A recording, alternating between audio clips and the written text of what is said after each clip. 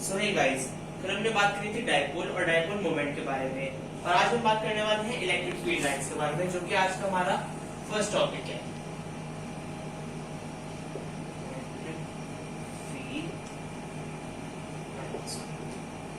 So what are electric field lines? तो ये introduce की थी माइकल फैराडे ने।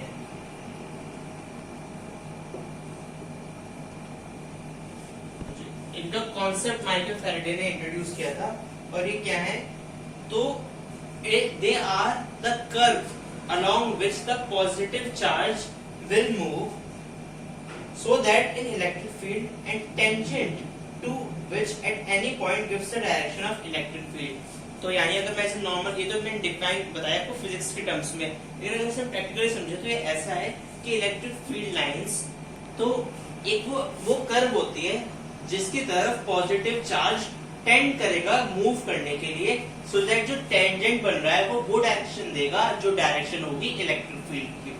ओके, सो अगर मैं इसे और थोड़ा नॉर्मल से समझाऊं, अगर हमारे कोई स्मॉल पॉजिटिव चार्ज रखा है तो वो जो फोर्स एक्सपीरियंस करेगा और जो टेंजेंशियली वो मूव करेगा, जो टेंजेंट बना के जो डायरेक्शन होगी, that will give us the direction of electric field. अब पहले हम इलेक्ट्रिक फील्ड लाइंस की बात करें। Field lines of positive charge. अब पॉजिटिव चार्ज की फील्ड लाइंस क्या होती है? सो दे आर मतलब जो उनकी डायरेक्शन होती है, इट इज रेडियली आउटवर्ड। ये होती है field lines of positive charge की डायरेक्शन। ओके, बिकॉज अगर हमारा जैसे, क्योंकि हम टेस्ट चार्ज जो भी लेते हैं वो लेते हैं एक पॉजिटिव यूनिट पॉजिटिव चार्ज। अब अगर हम कोई पॉजिटिव चार्ज की इलेक्ट्रिक फील्ड बनाएंगे तो वो बाहर की तरफ जाएगा। ओके, बाहर की तरफ। ये हमारा सिंबल है रेडियली आउटवर्ड्स का। सिमिलरली अगर हम नेगेटिव चार्ज की बात करें, when we talk about negative charge, तो ये रेडियली आउटवर्ड चार्ज हमारा रेडियली इनवर्ड हो जाएगा। और ये जो हमारे सिंबल्स बने हैं, क्योंकि बीच में पॉजिटिव चार्ज है तो ये अट्रैक्टिव वाले सिंबल्स होंगे।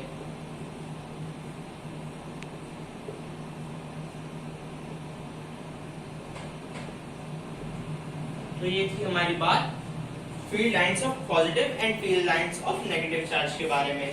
अब अगर फील्ड लाइंस हम दो इक्वल एंड अपोजिट चार्ज के बारे में बात करें, ये इंपॉर्टेंट है और थोड़ा एग्जाम में भी आपके पूछा जाता है। Field lines of equal and opposite charge. Equal and opposite charge का कंपेयर क्या कहते हैं? डाइपोल। तो ये आपका ऐसे पूछा जा सकता है, फील्ड लाइन ऑफ डाइपोल।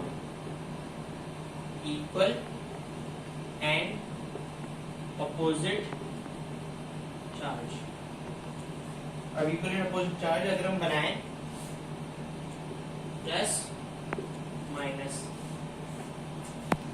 तो अगर तो इक्वल एंड अपोजिट चार्ज हो हमारे यहाँ, पॉजिटिव साइन वाला चार्ज और या नेगेटिव वाला, तो ये तो एक पूरा उसका डायग्राम होता है जो कि हमें लगता है जैसे एक कॉकरोच की शेप का होता है, या फिर हम माने स्पाइडर की शेप का, उससे हम याद रखेंगे तो उसका डायग्राम ऐसे होता है। और they are cylindrically similar, symmetric, sorry मैं ये अभी यहाँ मिला के इक्वल एंड अपोजिट चार्जेस का होता है सिलेंड्रिकली सिमेट्रिक। अब ये सिलेंड्रिकली सिमेट्रिक ही नाम क्यों दिया इसका? सिलेंड्रिकली सिमेट्रिक नाम इसलिए दिया क्योंकि एक तो सिलेंडर की शेप में है, और अगर हम उसी के बीच में से डिवाइड करें तो दोनों साइड सिमिलर सिमेट्रिक शेप आएगी, इसलिए इसका नाम है सिलेंड्रिकली सिमेट्रिक इस फिगर का। अब फोर्थ है field lines of equal and positive charges. Positive charges, अब दो अगर हम पॉजिटिव चार्ज यहाँ पे लेट करें, सिमिलर है मतलब ये इक्वल है, और along the center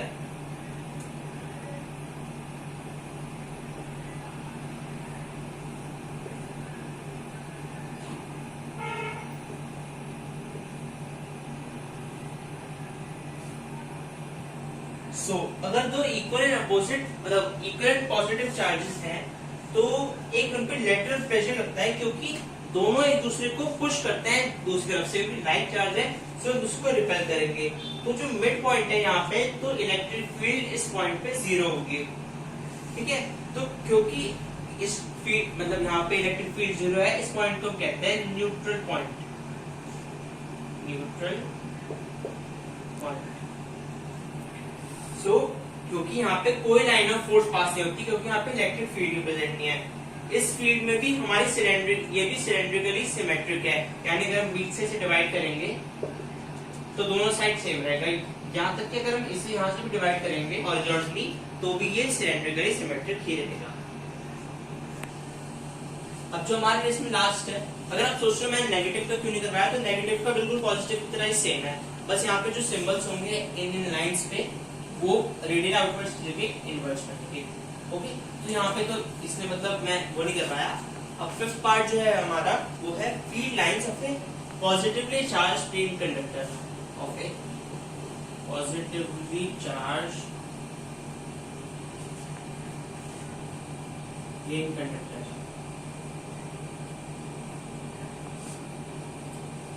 सो अगर पॉजिटिवली चार्ज है, ये रॉड से मान लेते हैं हम इसे, क्योंकि ये पॉजिटिवली चार्ज है, इस पे पूरे कंडक्टर है तो आराम से इस पे चार्ज फ्लो हो सकता है और इस पे पूरे पे एकदम से स्प्रेड आउट हो जाएगा।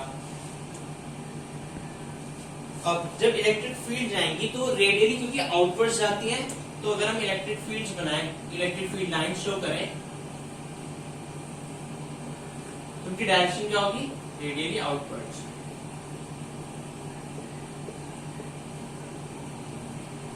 बिल्कुल सिंपल से था पॉजिटिवली चार्ज प्लेन कंडक्टर के बारे में। अगर हम इसके बारे में बात करें, so a small positive charge would tend to move normally away from the conductor. Okay, इसलिए हमने ये रेडियली आउटवर्ड बनाए हैं।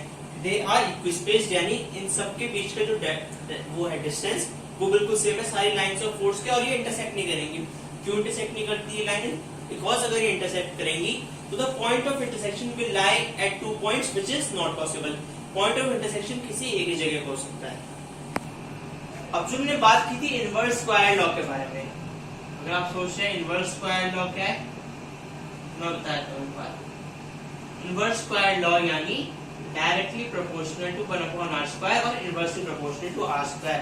जब हमने बात की थी ग्रेविटेशनल फोर्स के बारे में, it was equals to Gm1m2 upon r square and electrostatic force is equals to K Q1 Q2 upon R square. Both obey the inverse square law. Okay? तो अब हमें कंसिस्टेंसीज की चेक करनी है electric field lines के साथ, तो हम इसे कैसे चेक करेंगे? Consistency of inverse square law with electric field lines. ये इलेक्ट्रिक फील्ड लाइंस का है। अब number of lines of force एक यूनिट एरिया, जैसे हमारा कोई हम लेट कर लेते हैं P, कोई पॉइंट P है, तो जो number of line of force इस पॉइंट P से पास होंगी they are equal to N upon R square delta, और ये सिंबल होता है ओम का। अब इस सिंबल के बारे में क्या है ये बाकी हम आपको कल की वीडियो में बताएंगे, क्योंकि ये पूरा बहुत डिटेल टॉपिक है। आज की वीडियो को बस यहीं एंड करते हैं। लाइक द वीडियो, कमेंट आपको इसमें कुछ सजेशंस हैं, कुछ समझ में नहीं आया, share the video if you found that informative, subscribe to the channel and stay tuned for latest updates. Thank you.